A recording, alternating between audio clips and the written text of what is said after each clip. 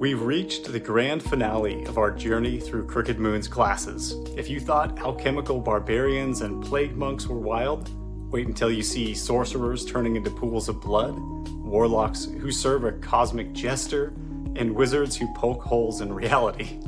This is where things get truly unhinged. Welcome back to Eternity TTRPG, your go-to source for all things D&D.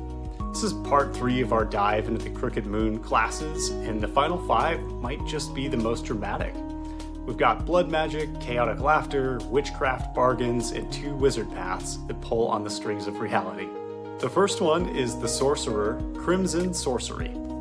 Crimson sorcerers channel raw lifeblood as their source of magic.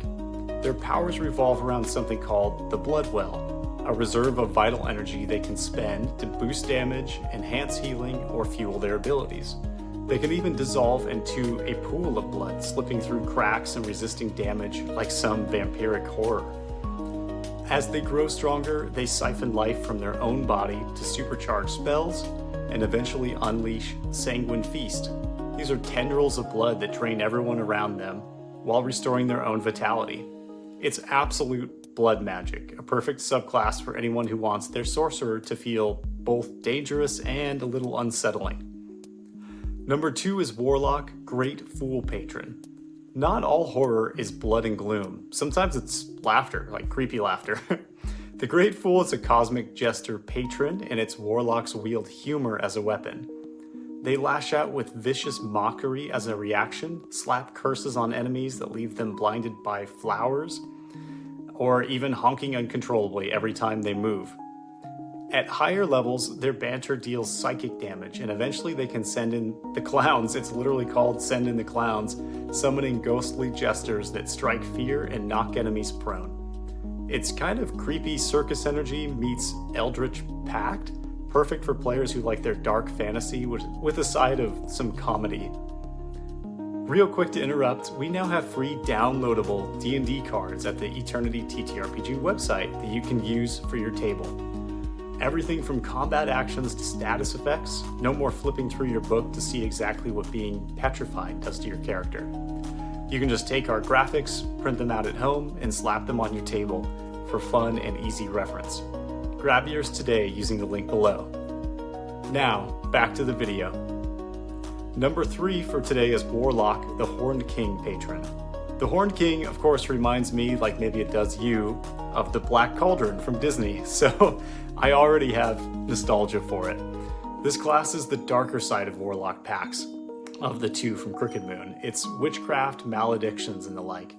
They curse their enemies with agony, rot, or madness, and later channel the Horned King's majesty by sprouting antlers and radiating an aura that charms, terrifies, or weakens foes. At their peak, they can even form a coven, bonding allies to share curses, teleport across the battlefield to each other's sides, and spread necrotic damage.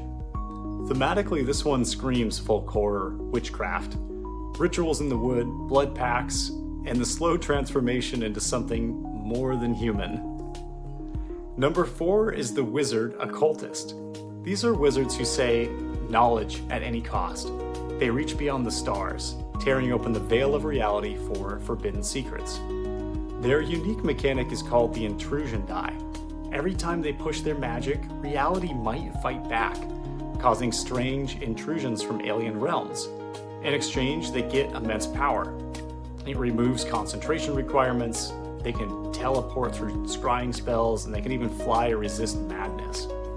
It's the perfect subclass for players who want their wizard to feel like they're constantly balancing this brilliant power with something that could reach back into them and strike back. Number 5, the last one, is the wizard Philosopher.